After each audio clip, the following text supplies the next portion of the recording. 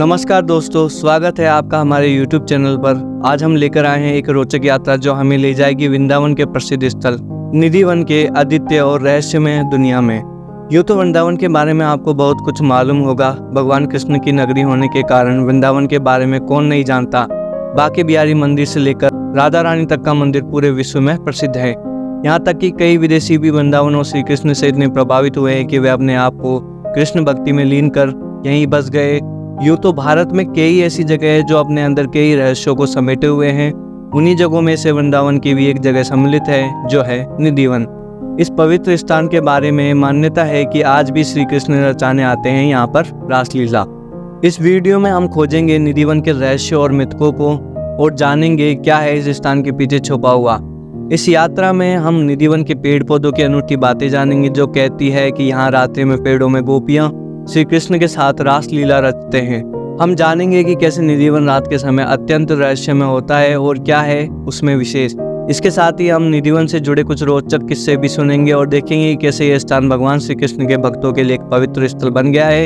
यहाँ के माहौल और वातावरण को अनुभव करके हम आपको निधिवन के साथ जुड़े रहस्यमय और आध्यात्मिक पहलुओं में ले जाएंगे। इस सफल और रोचक यात्रा में हम आपको निधिवन के बारे में नए और अनदेखे पहलुओं से मिलाएंगे, जिससे आपका यह अनुभव और भी रोचक बनेगा।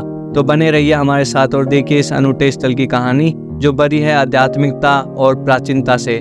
आइए निधिवन के रहस्यमय दुनिया में सफर करें और जाने इसकी कुछ रोचक बातें। निधिवन मथुरा शहर में भगवान श्री कृष्ण की नगरी वृंदावन में स्थित एक विशाल वन है जिसमें असंख्य पेड़ है। धार्मिक ग्रंथों के अनुसार इसकी महत्ता बहुत पहले से ही है जो भगवान श्री कृष्ण के समय से जुड़ी हुई है।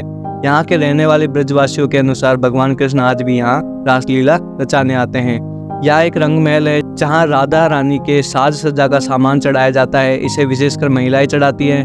कहते हैं कि रासलीला के समय भगवान कृष्ण इसी रंग महल में विश्राम करते हैं, इसलिए सूर्यास्त से पहले कृष्ण जी के लिए बिस्तर सजाया जाता है। वह एक लोटा पानी, दातुन, पान व अन्य सामान रख दिया जाता है। सुबह के समय जब रंग महल के द्वार खोले जाते हैं तो सब सामान इस्तेमाल किया हुआ मिलता है। वह बिस्तर पर भी सलवटें आई हुई होती है जैसे कि इस पर कोई बैठा था।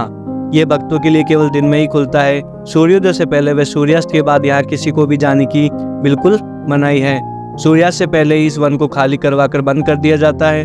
सूर्यास्त से पहले मंदिर के पुजारी भी यह जगह छोड़कर चले जाते हैं। आपको दिन में कई पक्षी व बंदर इस वन में दिख जाएंगे, किंतु शाम होने के साथ साथ वे भी इस वन को छोड़कर चले जाते हैं। जैसा कि हमने आपको ऊपर बताया कि रात्रि होते ही यहाँ स्वयं भगवान श्री कृष्ण अवतार लेते हैं और गोपियों के संग रासलीला रचाते हैं।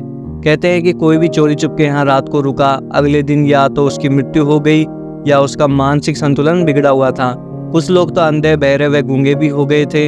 ऐसे ही एक पागल बाबा जिनकी समाधि निधिवन में बनी हुई है, उनके बारे में भी कहा जाता है कि उन्होंने एक बार निधिवन में छुपकर रासलीला देखने की कोशिश की थी, जिससे कि वो पागल हो गए थे। चूंकि वो कृष्ण के अनन्य भक्त थे, इसलिए उनकी मृत्यु के पश्चात मंदिर कमेटी ने निधिवन में ही उनकी समाधि बनवा दी थी। मंदिर देखने के बाद यहाँ आपको एक कुंड भी देखने को मिलेगा जिसे ललिता कुंड के नाम से जाना जाता है। इस कुंड से जुड़ी कथा यह है कि एक बार रासलीला करते समय श्री राधा की घनिष्ठ मित्र ललिता को प्यास लगी। ललिता राधा की प्रिय सहेली थी जो कान्हा और राधा को ब्रजवासियों की नजरों से बचाकर मिलने में सहायता करती थी, और उनकी प्यास बुझाने के लिए भगवान कृष्ण ने अपनी बांसुरी से वहां एक कुआं बना दिया। इसलिए इस कुएं को ललिता कुंड के नाम से जाना जाता है। निधिवन में ही बंसी चोर राधा रानी का मंदिर भी स्थापित है।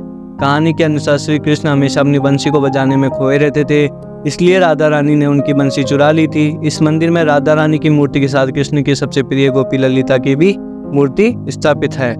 यहाँ आपको असंख्य तुलसी के पौधे मिल जाएंगे, लेकिन जो बात आश्चर्यजनक है वह यह है कि कोई भी तुलसी का पौधा अकेला नहीं है, अर्थात हर तुलसी के साथ एक और तुलसी का पौधा है। यहाँ आपको कोई भी तुलसी का पौधा अकेला नहीं दिखाई देगा, क्योंकि सभी तुलसी के पौधे जोड़े में हैं जो श्री कृष्ण व राधा के प्रेम को रेखांकित करते हैं। तुलसी के पेड़ों का ऐसा संगम आपको केवल इसी वन में देखने को मिलेगा।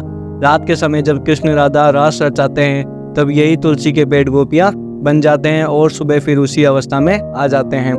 इन तुलसी के पेड़ों की यह भी मान्यता है कि इनका एक पत्ता भी कोई यहाँ से नहीं ले जा सकता। कहा जाता है कि आज तक जो भी इन पत्तों को लेके गया है वह किसी न किसी आपदा का शिकार जरूर हुआ ही है, इसलिए कोई भी इन्हें नहीं छूता। इस मंदिर परिसर में उगने वाले पेड़ भी अजीब तरह से बढ़ते हैं। सामान्यतः पेड़ की शाखाएं ऊपर की ओर बढ़ती है, पर यहाँ पेड़ों की शाखाएं नीचे की ओर बढ़ती है।